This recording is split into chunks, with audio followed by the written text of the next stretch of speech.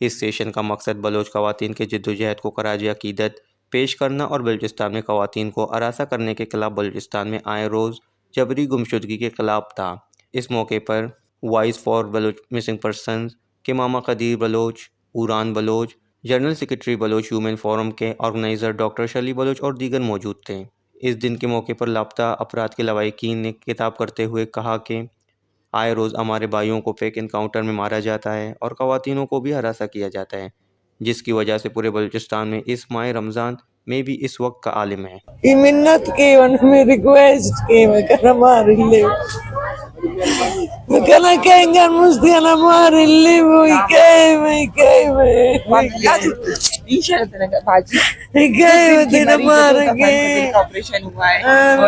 درست خاج پر گری تو بر بار بار درخواست کرتی اس ریاست کی ساری رات ہم جاگتے ہیں اپنے بچے کے لیے، اتنا تکلیفی نہیں تھی کہ آپ بعد میں برداشت نہیں کر پاؤ۔ ریاستی ظلم کے خلاف باہر نکلے، مزاحمت کا راستہ اپنے، کیونکہ ہمارے پاس جو واحد راستہ ہے وہ مزاحمت کا راستہ ہے۔ ظلم اور اس ریاستی ظلم اور بربریت کے خلاف جو ہے اپنا آواز بلند کرے۔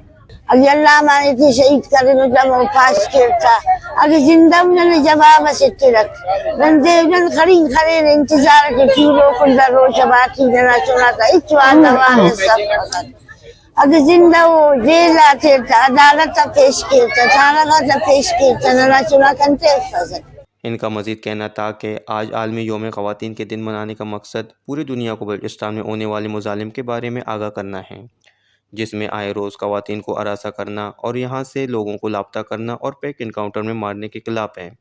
انہوں نے حکام بالا سمیت تمام اداروں سے اپیل کرتے ہوئے کہا کہ بلوچستان میں جبری گمشدگیوں کا سلسلہ بند کریں۔ اگر کوئی بھی افراد کسی بھی قسم کے جرم میں ملوث ہے تو اس کو عدالت کے ذریعے سزا دی جائے اور جن افراد کو لاپتہ کیا گیا ہے ان سب کو بازیاب کرایا جائے۔ بعد ازاں انہوں نے عالمی انسانی حقوق کی تنظیموں سے اپیل کی کہ بلوچستان میں ہونے والے مظالم پر آواز اٹھائیں۔ وش نیوز، کوئٹہ۔